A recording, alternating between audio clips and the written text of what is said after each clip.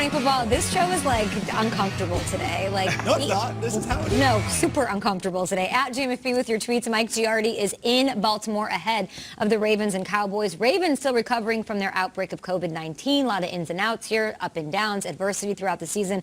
We saw this depleted roster last week. Where does it stand heading into Week 13 against the Cowboys? To wrap it up as we look ahead to Week 14. Okay, it's a very interesting situation here for both teams coming into this game because of all the turmoil that they have gone through, right? And you mentioned the Ravens still dealing with the aftermath of that COVID fallout. You know, you're talking about 19 players, I believe it were, that were on the list at one point or another, and they're still looking for a few to come back. Mark Andrews, Willie Snead, Matthew Judon, who aren't going to be cleared in time to play tonight's game. So those are pretty important guys that they won't have. It's also the fact that they didn't have any real practices. You know, you had to play that game against the Steelers. Now it's a short week. You're trying to do this again, and they finally got a couple practices in, but none with Lamar Jackson, who was finally taken off the list at 4 o'clock yesterday, and they expect him to play, although I say that, John Harbaugh wouldn't admit it. He wouldn't even admit that he practiced. Now, they had to have a practice report. He was out there, but they went indoors to keep the media away. They said it was because of the wind, but in general, they think maybe it was just because they didn't want us to see Lamar Jackson getting his work in. So this is a team that is certainly trying to find their way here and get back on some level footing. Also, a couple more players that you need to keep in mind for tonight, Calais Campbell and Brandon Williams. Now, both those guys were on the COVID-19 reserve list. Williams didn't have any symptoms, but they were both dealing with injuries, Campbell with the calf and Williams with a high ankle sprain. Harbaugh said they're very hopeful that both of those guys can play, and it would be very important to have those guys back against Zeke and the Cowboys. Absolutely. That's very exciting and mysterious about Lamar, Mike. Make sure to follow Mike Giardi on Twitter all day. You know, everyone wrote out the NFC East, but maybe in your circle of friends or where you work, there's one person who says, no, hold on now. The NFC East is excellent. Here at the show, that's Peter Schrager, who tells us how entertaining it is, how exhilarating, how intoxicating even the NFC East is. So, Mike, tap into that. Give us some of that back. What is the Cowboys' mindset heading into this game tonight?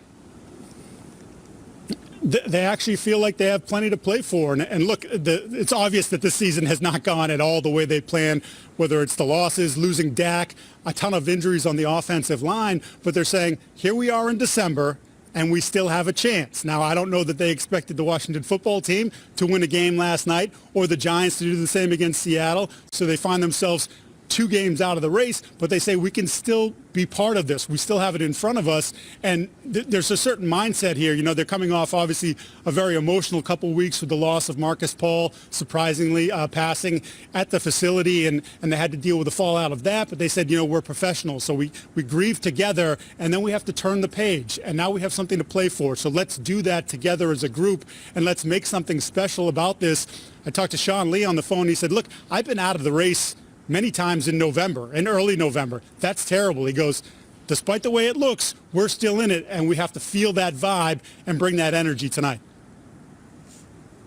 With a big person missing, of course, Zach Martin at guard on the IR list. They don't have him with an already reshuffled offensive line. Thank you so much, Giardi. We'll talk to you throughout the show ahead of this one. You can see it on NFL Network, 5:30 p.m. Eastern. Taking a look at the playoff picture here in the NFC, looking at the Cowboys. They're not only 2 games back of the Giants in Washington in last place for the NFC East, they're actually now last place in the entire NFC.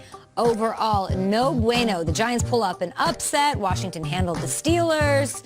The Cowboys are facing a recovering and struggling Ravens team. So, Shrakes, how confident are you in the Cowboys' chances? Do you remember the last time we saw the Cowboys play? It was on Thanksgiving. Do you remember how many things have happened since then? Kendall Hinton has started a football game and been inactive for a football game since we last saw them. So it's been that long.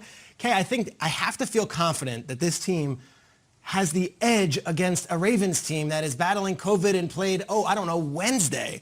Yeah. This has been the longest break I could imagine between games any team has ever had in an NFL season without a bye. Thursday, watched a whole Sunday of football, watched another full Sunday of football, watched a Monday of football, and now it's their time to lick their chops. They're healthier than they've been.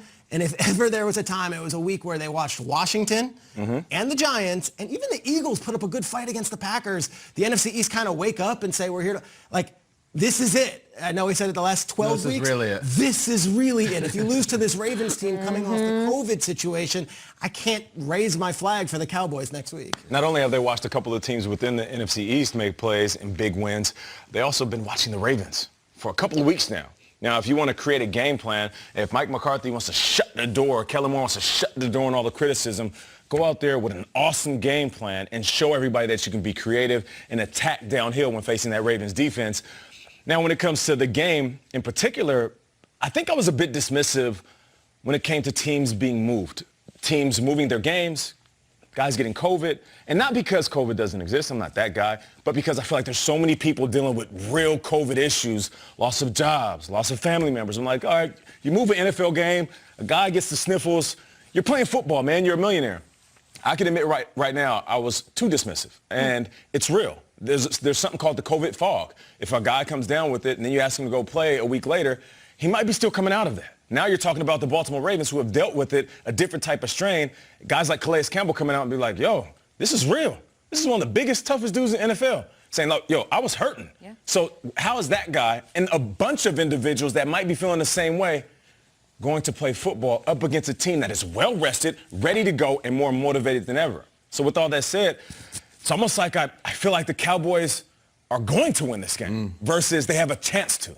They're 3-8. I think they're going to get creamed. No I think momentum. they're terrible. I really do. Like, I'm past that point, Peter. You're saying this is like this. Yeah. I'm past there. I know. On Thanksgiving. See you later. Fake punt. Yeah, I mean, well, here's the thing, too. Like, you want to get into the specifics. You were talking about how much has changed since they've last played. Do you know the last time Ezekiel Elliott rushed for a touchdown? It was October 11th. Wow. It's December. Completely different. What the hell's going on out here? No, The listen. offensive line. It's fun. Yeah, the line.